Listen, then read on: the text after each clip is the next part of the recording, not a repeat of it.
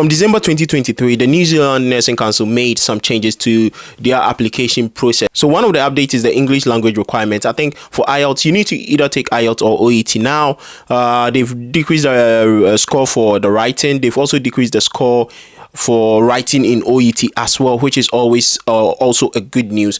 For you to also practice as a New Zealand nurse, they've introduced all applicants need to apply for 2 free courses, which is all done online, and this is introduce you to the culture of safe nursing practice.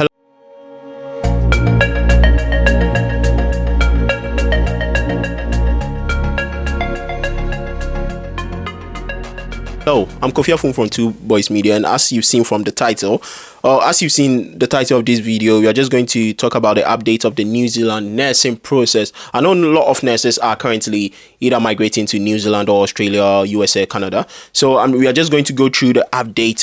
There was an update somewhere in December 2023.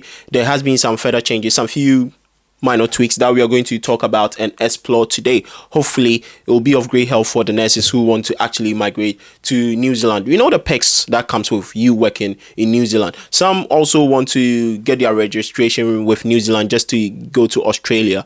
So in applying to New Zealand as an internationally trained nurse, it comes with two major processes or 2 steps. Let's take it 2 steps. First of all, you have to register with CGFNS. What's CGFNS? CGFNS is a credential evaluation site. Mainly, if you're a nurse who has applied to work in the USA, you might have come across this or you might know this process already. So it's the same, but just that you have to apply as a New Zealand. You have to apply under the New Zealand, tab, because you have the New Zealand, Australia, and the USA tab that you might need to choose for. So for New Zealand nurses, you have to upload some documents onto the CGFNS website for it to be evaluated. One of it includes your proof of identity, employment history, education, license validation, and English language test. With the English language test, there has been some changes. Those of you taking IELTS, I think the writing has been decreased to 6.5. If I'm not lying, please correct me if that's not right. And the OET 2 now, that's the occupational English test, is now 300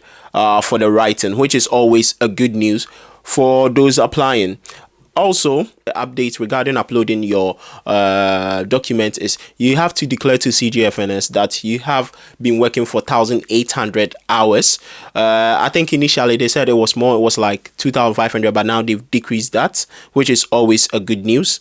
Let's look at the next. So once you've done all this and you've applied to CGFNS, now you have to move to applying to the Nursing Council of New Zealand.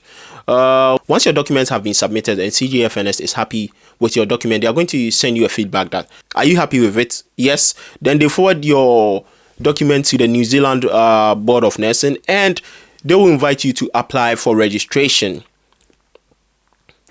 Now what the New Zealand Board of Nursing is doing is all the applicants need to apply for 2 free courses to introduce them to a cultural safe nursing practice.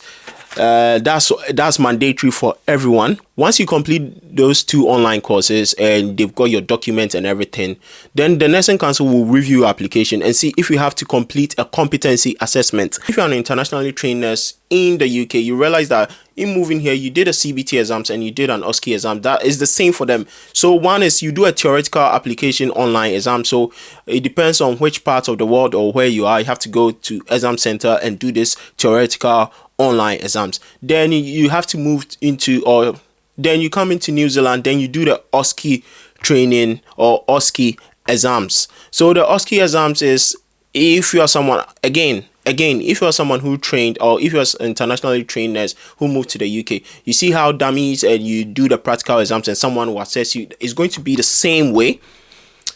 But they said there's an exception.